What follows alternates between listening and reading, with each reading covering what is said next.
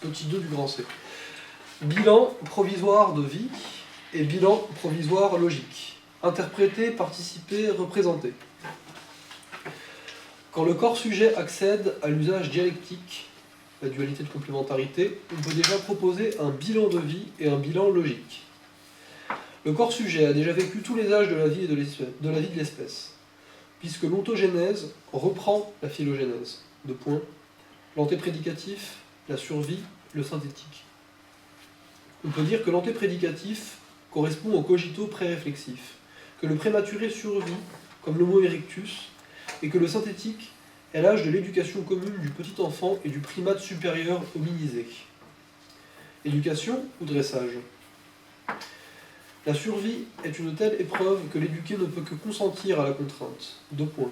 Le DIP de la praxis est déjà consenti, puisqu'il apaise l'angoisse et nourrit bien son bébé. Alors, domestiqué? Point d'interrogation. Mais un prématuré, ou Homo erectus, certes animal bipède, n'est-il pas déjà un phénoménologue averti? Trois âges de la vie. Deux points.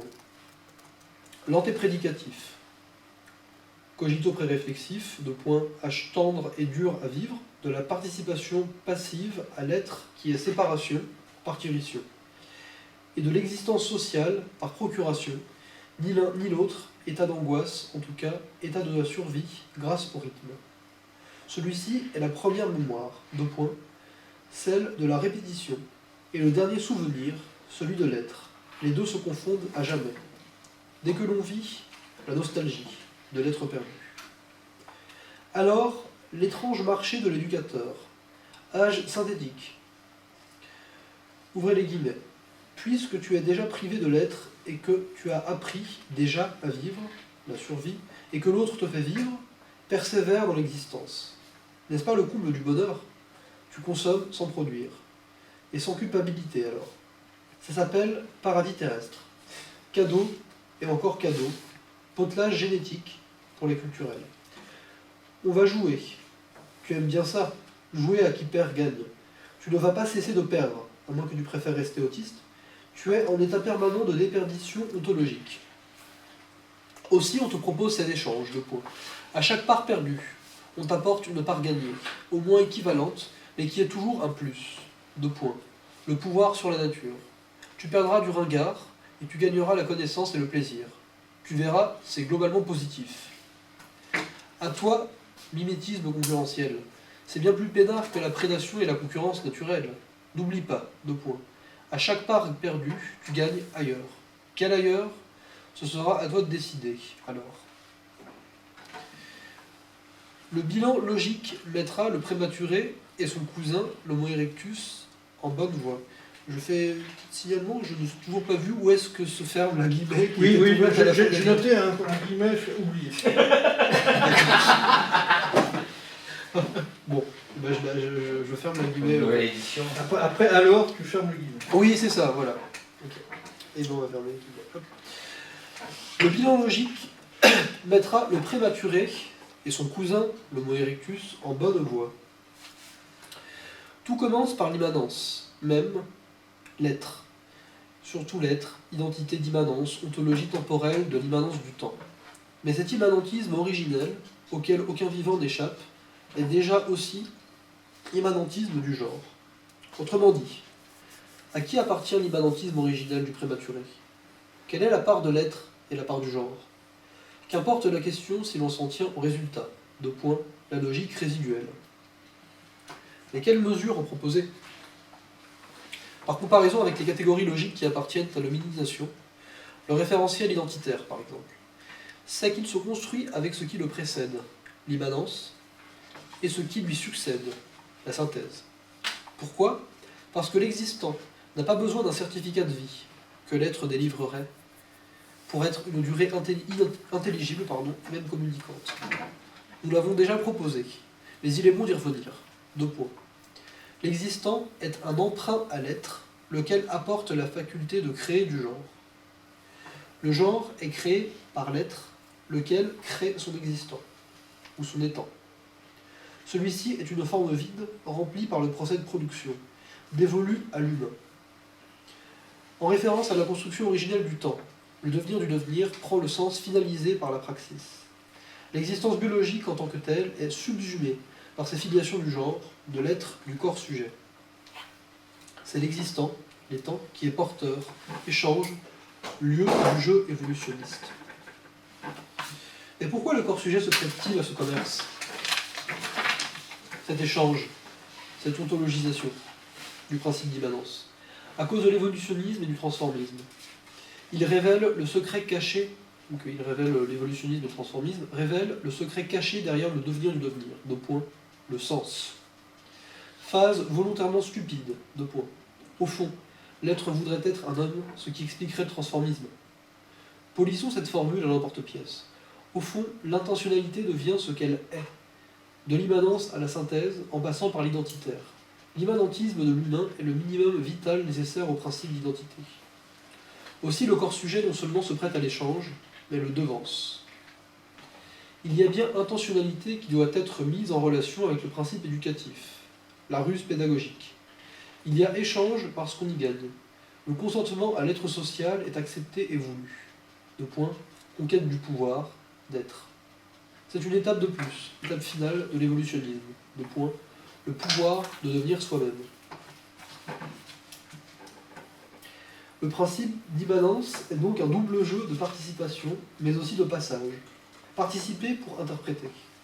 Il faut être dedans pour faire de, et faire de pour penser dans.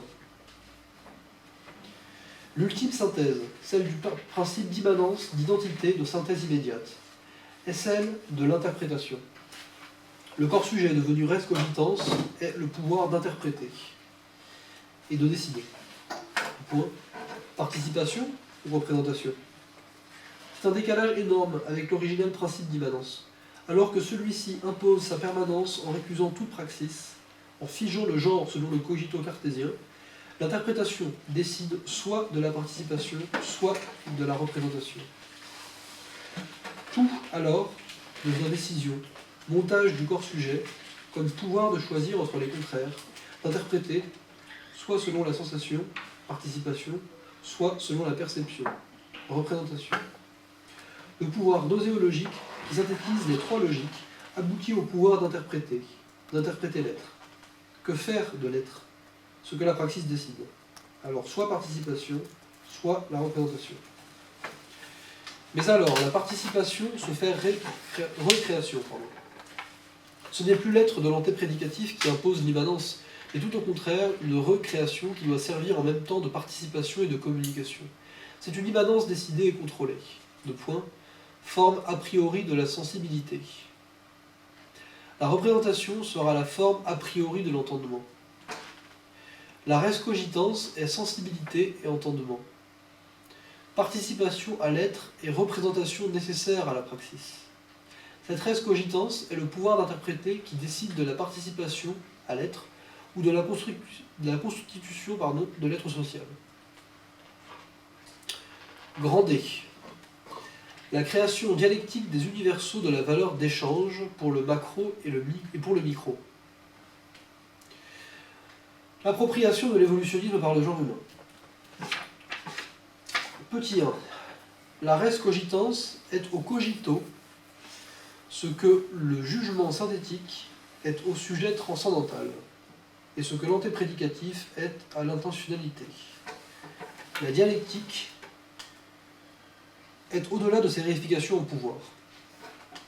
De même que le réel est rationnel et le rationnel est réel, est emprunté à Hegel, comme le corps sujet est emprunté à Merleau-Ponty, le synthétique du montage logique de cette res cogitans ressemble au jugement synthétique a priori de Kant. Nous utilisons des matériaux de construction nobles. Nous sommes heureux de cette convergence qui supporte au mieux notre montage, d'autant plus que s'établit ainsi une complémentarité de Kant et de Hegel que le néo-kantisme tournera en dualité ou en exclusion réciproque. Mais ce sera aussi l'occasion de faire au sujet transcendantal la même critique que pour le cogito. C'est très bien d'en venir à la pensée opérationnelle, la pensée en tant que pensée qui se fait pouvoir de rationalisation du réel. Mais c'est autre chose de tirer le pont-levis sur ce qui fait le pouvoir politique d'une caste, d'une classe, d'une nation. Kant est le philosophe de la prise de pouvoir de la bourgeoisie. 2 points. Il en dit l'universalité, son côté Rousseau. Mais il ne délivre ce pouvoir qu'à ceux qui ont les moyens de s'exaucer au-dessus du sensible et de l'empirique, en particulier le travailleur manuel. Le sujet transcendantal est le pouvoir intellectuel de gestion de l'administration, de la culture. Il dit l'universel qui doit orienter la pratique, les 3 pouvoirs des 3 critiques de Kant. Aussi le jugement synthétique a priori de Kant est-il sans mémoire, sans passé, sans tradition, de même qu'il n'a aucune autorité sur le devenir. Il est l'activité pensante propre au moment historique que façonne le moment où l'universel révolutionnaire se transmue en pouvoir légitime de la nation. Le sujet transcendantal peut gérer le présent, mais il ne dispose d'aucun appareil dialectique et historique. Comme pour Descartes, qui s'empare du pouvoir du cogito pour en faire le pouvoir de la noblesse de Rome, Kant profite du sujet transcendantal pour en faire le pouvoir des Lumières, dont les tenants sont presque tous partisans, à de très rares exceptions près, d'une monarchie constitutionnelle. Comme pour la res cogitans, ce sujet transcendantal accède au pouvoir de classe tout en se faisant autonomie conquérante de la pensée. Alors cette pensée peut créer ses catégories spécifiques, mais elle ne doit pas s'enfermer en cette nouvelle res cogitans. Avant tout, la pensée est celle de la synthèse des principes logiques qui ont vocation à créer le plus grand champ d'existence qui soit possible, en interprétant pour participer et représenter. C'est la dualité de complémentarité qui permettra ce montage. Le corps sujet sera la synthèse de l'originel et du naturel, du procès de production et du procès de consommation. Petit 2. L'interface de la brique transformiste, la pierre philosophale de Prométhée. J'ai oublié celle-là. La dualité de complémentarité permet de dépasser le réductionnisme du jugement synthétique a priori, tout en reconnaissant le sujet transcendantal et en dénonçant aussi son aporie néo-kantienne. Entre parenthèses, empirisme transcendantal, formalisme transcendantal. Elle est comme un jugement synthétique qui accéderait à sa propre logique. Si synthèse il peut y avoir, c'est parce qu'il y a dualité et de complémentarité. Face à la catégorie dialectique, le synthétique apparaît comme un bricolage empirique. Une pratique existentielle fonctionnant selon une continuité de discontinuités, partielles et occasionnelles, sans pouvoir fixer ce flux selon des catégories organisationnelles. La dualité de complémentarité met en ordre ses apports quantitatifs. Elle synthétise, non plus des segments ou séquences, mais l'identité et la différence selon la systématique de leur rapport. Il n'est de synthétique que le synthétisable. Ce montage suppose un principe d'équivalence, d'échange spécifique du genre humain, comparable à celui proposé pour l'ontologie temporelle. Celle-ci est intelligible car dirigée par le logos de l'onto. Elle est soumise au principe de l'immanence, de la correspondance des temps. Il doit en être de même pour le montage de la logique du corps sujet. Il y a un principe d'ubiquité, qui reprend et répète le principe d'immanence, mais en le transmuant de l'ontologie de la nature à l'ontologie sociale. Ce principe est la pierre philosophale du genre humain, le pouvoir prométhéen de transformer l'empirique, le multiple et le divers selon une mesure universelle. Cette métaphore, pierre philosophale, rend compte aussi de la faculté d'exister, du miracle de la créativité. Cette mesure universelle qui autorise le système d'échange et de communication de la phylogénèse et de l'ontogénèse, de leur phénoménologie et de leur logique, est la brique transformiste, brique empruntée aux sciences de l'origine de la vie.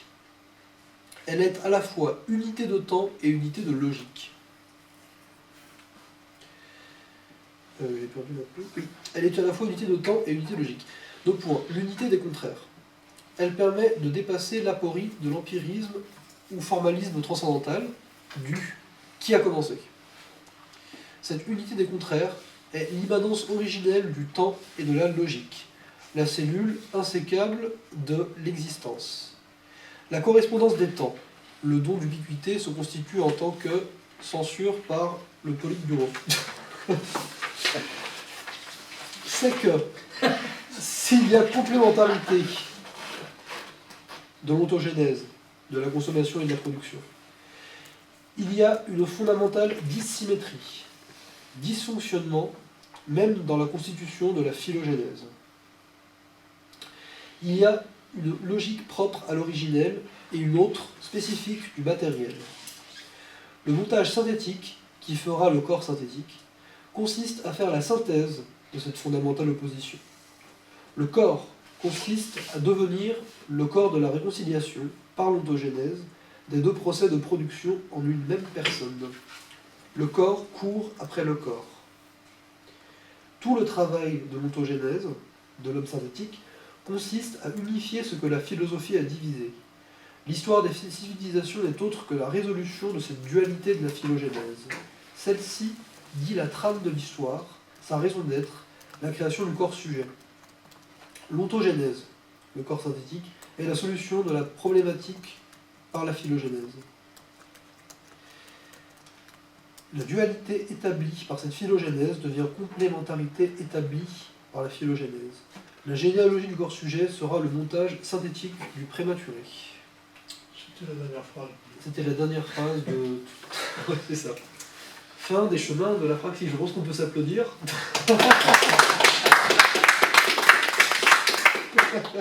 Alors, c'est pas le morceau, il aurait pu finir de manière plus... Ouais. Bah là, on retrouve des passages de la critique du libéralisme libertaire, hein, sur le néo-kantisme, la trahison de Kant par... Voilà, ça. Alors c'est qu'effectivement, il étend à Kant un peu ce qu'il avait déjà porté à propos de Descartes. Le sujet transcendantal est le pouvoir intellectuel de gestion et de l'administration de la culture. Il dit l'universel qui doit orienter la pratique. Aussi, le jugement synthétique a priori de Kant est-il sans mémoire, sans passé, sans tradition, de même qu'il n'a aucune autorité sur le devenir. C'est méditatif. Il reformule quand même pas mal de critiques qui ressemblent à celles qu'il a fait à propos de Descartes. Comme pour la res cogitans, ce sujet transcendantal accède au pouvoir de classe tout en se faisant autonomie conquérante de la pensée.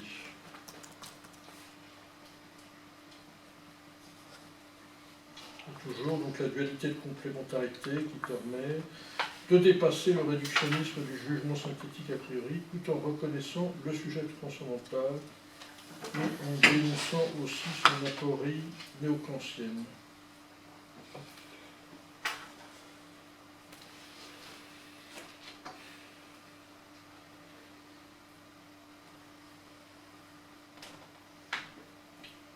Encore une dernière phrase.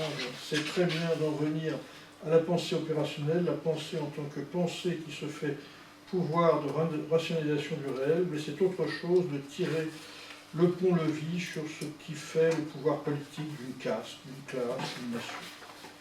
Kant et les philosophes de la prise de pouvoir de la démocratie.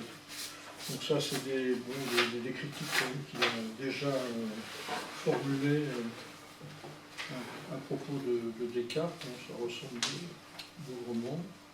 C'est qui Bertry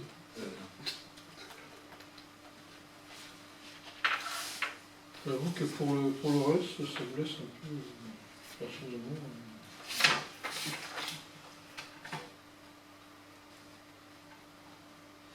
comme dénouement. Oui, voilà, le dénouement. C'est pour laisser la possibilité d'écrire la saison. C'est en 4 saisons suivantes. Oui, alors là, on se demande effectivement comment il a décollé sa sortie. Mais... Bon, au moins, il n'a pas fait l'effet de manche. Quoi. Excellent. Est-ce que ça suggère des réflexions? Ben, je me suis un peu perdu. Enfin, il y a au début des beaux passages sur le petit de l'être humain qui parcourt face à l'éducation. Voilà, c'est ça. Le passage, Oui, il en a déjà parlé de ça aussi avant. C'est vrai qu'il n'y a pas de grosse. À mon avis. mais après, on voit pas trop. On voit pas trop le lien entre ce qui est écrit et... Est-ce qu'il y a une cohérence générale de ces passages les uns avec les autres pas évident. J'ai l'impression qu'il dit des choses nouvelles à la fin, là, dans sa dernière page, Ouais. quand il dit il y a une logique propre à l'originel et une autre spécifique du matériel. Je dirais même qu'il y a une espèce de projet. C'est où? C'est quelle page ça? Sur la dernière page, Ouais, ouais. page 270, il y a une logique propre à l'originel et une autre spécifique du matériel. Le montage synthétique, qui fera le corps synthétique, consiste à faire la synthèse de cette fondamentale opposition. Le corps consiste à devenir le corps de la réconciliation, par l'ontogenèse, des deux procès de production en une même personne. Le corps court après le corps. Tout le travail de l'ontogenèse, de l'homme synthétique, consiste à unifier ce que la philosophie a divisé.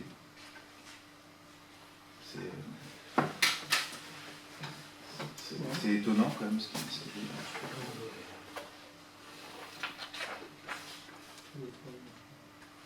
Pourquoi étonnant? Le fait qu'il utilise le verbe consiste, ça fait, pour moi, ça définit un peu une sorte de projet déjà. Oui. Projet d'un individu, là, il dit justement en la même personne, parce qu'il parle d'une opposition fondamentale. Je ne sais pas s'il l'avait aussi bien affirmé que cela avant. Là, j'ai l'impression que ça, son idée là d'originel et de matériel. Il est toujours là dans l'idée de la complémentarité, donc la complémentarité notamment de la production et de la consommation, donc il est hors de ce qu'il vient de dénoncer avant sur Kant et Descartes. Là, tout le travail de l'ontogenèse de l'homme synthétique dans la perspective de cette complémentarité consiste à unifier ce que finalement la philosophie de Kant ou de Descartes a consisté à diviser, à séparer. C'est ce qu'il disait déjà, d'autres manières, dans Critique du libéralisme libertaire, quand il parle de la scission entre philosophie de la connaissance et philosophie de la conscience. Oui, mais plus ou aussi dans, comment ça s'appelle, je crois que c'était dans comment ça s'appelle,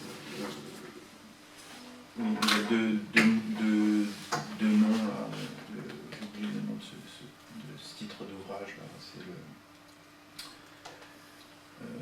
le... La modernité, ou ça? Non, c'est la critique du libéralisme libertaire. Où il parle du savoir, je me souviens du savoir, entre autres... critique du libéralisme. Non, le frivole et le sérieux, voilà, le frivole et le sérieux. Ah oui. Ici. Oui, il met beaucoup en avant le savoir, en fait, j'ai l'impression de mon souvenir assez lointain. Ce qui serait, bon, c'est vrai que là, ce qui serait intéressant aussi de voir, c'est de mettre en perspective, de recoller les morceaux avec le début du bouquin, quoi, hein, parce que effectivement, dans le début du bouquin, il part bien en tête contre la déroute du cogito et puis l'aveu d'impuissance de l'Occident. Donc il cherche à travers tout ce bouquin à produire la philosophie de la praxis, hein, qui avec une réponse finalement à ce déroute-là. Donc là, on termine effectivement par des critiques qui aboutissent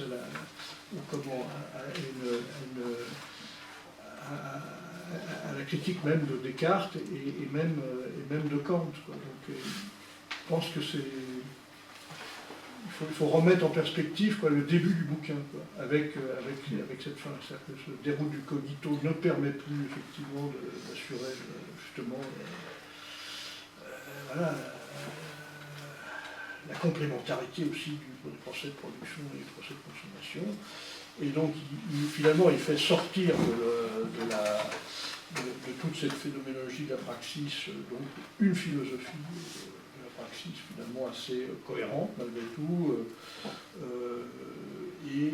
donc il fait quand même la critique à la fin un peu plus serrée, quoi, de Descartes et de de Kant. Sans compter qu'il avait fait celle de Husserl au début du bouquin. C'est-à-dire qu'il dit en gros que déroute du cogito, bon, déroute du cogito, c'est quand même c'est Kant, quoi, finalement, parce que déjà, il critique les catégories du cogito, les catégories de la connaissance comme étant des a priori. C'est ça, en fait, la déroute du cogito. La déroute du cogito, c'est ça le début. Et Husserl tente de reprendre la main en reprenant là où Descartes s'était arrêté, en gros. Mais il rentre dans le mur, quoi. D'après ce que, et d'ailleurs, Traducto dira la même chose, quoi. Donc, pourquoi? Parce qu'il fait l'impasse sur la praxis. Quoi. Parce qu'il fait un truc solipsiste. Donc, il fait la table rase, il reprend le cogito, mais en faisant la table rase, simplement en mettant le monde entre parenthèses, les coquets. Il essaye de construire quelque chose là-dessus, mais il rate. Voilà. Il rate, et donc, voilà, donc c'est le constat de l'aveu d'impuissance même de Husserl. Et là, on est effectivement dans la... Donc, Kluskar reprend le truc, et effectivement, à partir de Hegel, il tente de tirer de la logique du réel, une proposition de développement de l'être social qui me semble quand même très aboutie, quoi, et même si effectivement parfois on a des doutes sur on ne comprend pas tout de manière unifiée, etc. Mais je pense que c'est aussi ça qu'il faut mettre en perspective, quoi. Donc En fait, il y a une unité du bouquin, quoi, quand même. Mais qu'en fait, si j'ai bien compris, de loin, mais à la dernière page, il dit en gros ce que j'ai essayé de montrer dans la relation ontogénèse et la construction du sujet, etc. Ce mouvement réel te permet, en le prenant de manière réelle, de repenser l'articulation entre des pensées disjoignantes ou ce que tu viens de dire. Ouais, il montre. Oui, c'est ça. Ça ouvre une perspective à l'impasse de la séparation. D'ailleurs, il dit, je crois que c'est Husserl, il reprend la critique, enfin l'aveu d'impuissance de Husserl pour justement s'en servir pour... Et en gros, si j'ai bien compris la page, c'est qu'en fait, il pense avoir montré qu'on pouvait effectivement, on a une voie de sorte. En fait, il donne des éléments. Ça donne une perspective à la critique des auteurs qu'il a. Disons que comme c'est une déroute l'autre, c'est une ornière, donc on va dire un aveu d'impuissance, etc. Donc de toute façon, là il y a quelque chose qui est proposé, qui est dans la philosophie de la praxis, qui est quand même quelque chose de relativement abouti, et donc qui tente de reformuler les choses de manière à dépasser ce moment. Donc de ce point de vue-là, il y a une unité du bouquin. Il faut être en capacité de pouvoir argumenter si Paris est réussi ou si la mission est... répond à ses promesses, mais en tout cas, lui, il dit, voilà, moi j'ai fini.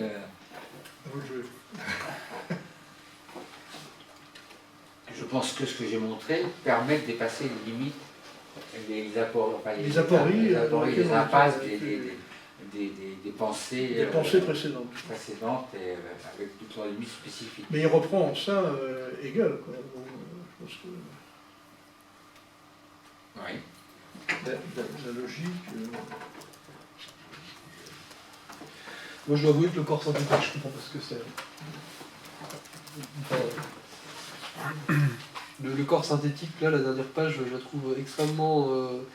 S'il y a complémentarité de l'ontogénèse, de la consommation et de la production, il y a fondamentale dissymétrie, dysfonctionnement même dans la constitution de la phylogénèse. Il y a une logique propre à l'originel et une autre spécifique au matériel. Du matériel.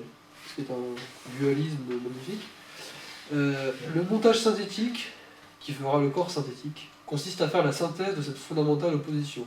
Le corps consiste à devenir le corps de la réconciliation par l'ontogénèse des deux procès de production en une même personne. Le corps court après le corps.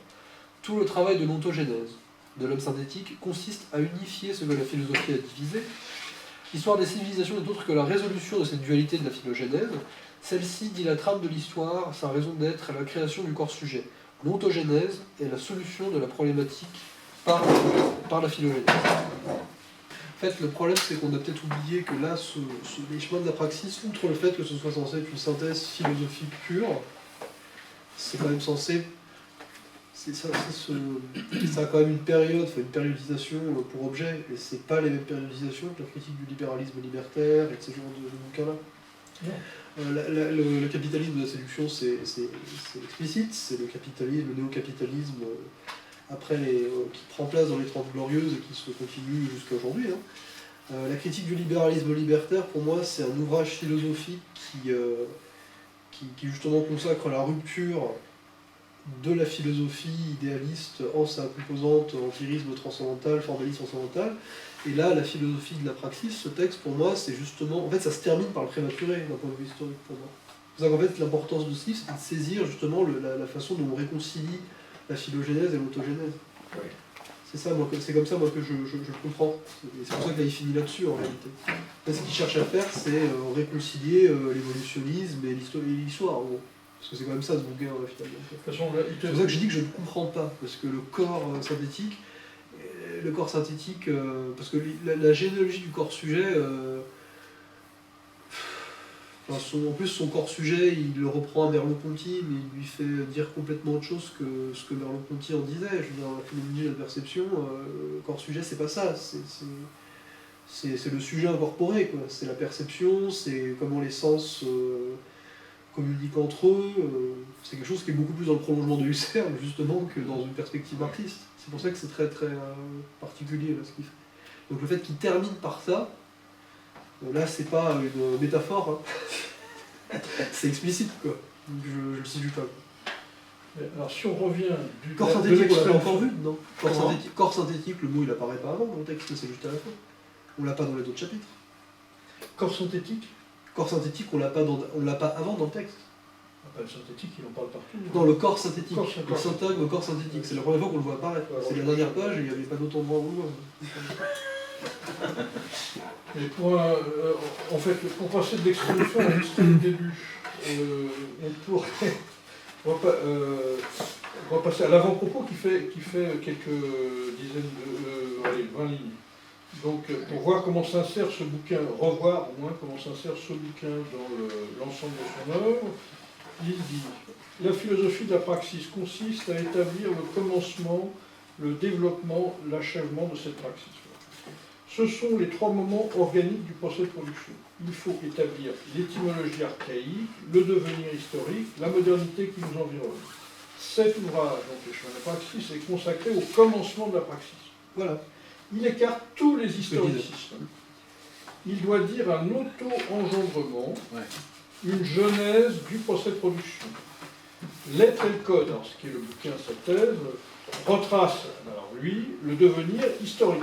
La praxis atteint son autonomie, le mode de production féodal.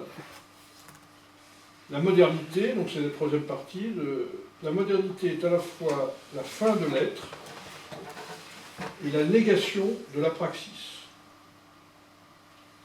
La philosophie de Heidegger l'illustre au mieux. Le procès de production, qui pourtant s'effet constitutif de l'ontologie sociale, est paradoxalement ignoré. L'inconscient collectif, alors ça c'est la critique du libéralisme libertaire, tout ça. L'inconscient collectif devient l'expression de la restauration de l'être. Voilà. Oui.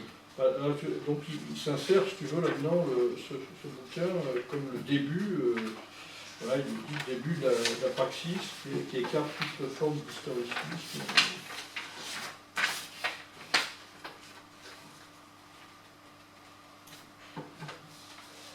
Qu'est-ce que c'est les formes d'historicisme ? Par exemple, là, il ne va pas, si tu veux, au contraire de ce qu'il fait dans les traits de code, finalement historiciser son propos, puisque là, il n'y a pas n'y a pas de notion de... Il le fait quand même. Pas tellement, quand même, non, c'est plutôt... là, il se tient à la logique, hein, comme tu le disais très La justement. généalogie. Il doit dire un auto-engendrement. Une genèse du processus de production. C'est-à-dire que là, C'est le principe, on est dans l'auto-engendrement. c'est la logique d'auto. Voilà. Et après, il passera à le devenir historique dans l'être et le code. Il a fait un truc qui s'appelle la refondation féodale, après, donc, mais que je n'ai pas lu. Il a l'air d'être un projet en fait. Non, c'est ça, c'est que... en fait, non, Il y a une refondation progressiste et là il y a la refondation féodale. c'est pas l'idée, oui, Émeric m'avait dit la même chose, mais Ah bon le truc... C'est le dernier bouquin. Jusqu'à là. C'est mon dernier bouquin, mais oui, C'est ce que ça refondation- suggère, je sais pas. c'est refondation féodale par rapport à l'Antiquité. Alors qu'est-ce qu'il y a dedans? Par rapport à je ne sais pas. l'Antiquité. Je sais pas. Ah, il explique comment la féodalité s'est extraite de l'Antiquité, plus ou moins, elle s'est transformée, c'est ça? S'il parle un peu s'il reprend un peu ce qu'il a quand même abondamment commenté, enfin, dans l'être et le code, quand même, hein, parce que c'est quand même c'est la logique de la production à l'œuvre au Moyen-Âge, quoi. Donc la mise en valeur la mise en valeur du territoire, Accès à l'autonomie. la mise en valeur du territoire par une logique de la production. Alors que dans l'Antiquité, je crois qu'il le dit, c'était plutôt dans une problématique de bouche à nourrir, c'est-à-dire qu'il y avait les villes, et puis il y avait autour, dans le petit périmètre, il y avait des gens qui bossaient pour nourrir la ville. Parce que là, tu es plus dans une... D'après ce que j'ai compris un peu, mais c'est pas si... Plus dans une logique de la production, c'est-à-dire qu'il y a une mise... Il y a des forêts qui couvrent tout l'Occident, quoi. Bon, donc il y a une mise en valeur du territoire par une logique de la production basée sur les systèmes de suzeraineté, vassalité, de la féodalité, quoi. Donc, alors ça, il décrit tout ça pendant des pages et des pages, quoi. Donc là, il est plus... Et pourquoi ça porte le titre refondation du coup? Pourquoi Je refondation? sais pas, parce que si c'est une... pourquoi je il sais pas, j'ai pas lu s'intéresse à la fin le comment... là, refondation, ça veut dire qu'il bon, y a un moment, il y a une transition entre un avant et un après, quoi. Bon, Il aurait pu appeler ça fondation féodale, tout simplement. Aussi, Je sais pas. Mais surtout qu'elle intéresse. oui, c'est pas une programmatique pour demain, quoi. Oui, mais c'est pour ça que je pose la question. Si c'est pas le cas, pourquoi est-ce que ce qui s'est passé à l'époque, il appelait ça refondation? Non pas fondation. Je sais pas, il faudrait lire le bouquin, quoi. C'est étonnant. Pourquoi il apparaît là? Aussi. Pourquoi la lettre aux communistes n'avait pas été publiée avant? Non, c'est pas ça, c'est pour comment dans son cheminement propre. Ah oui, oui. Et, tu vois, parce que...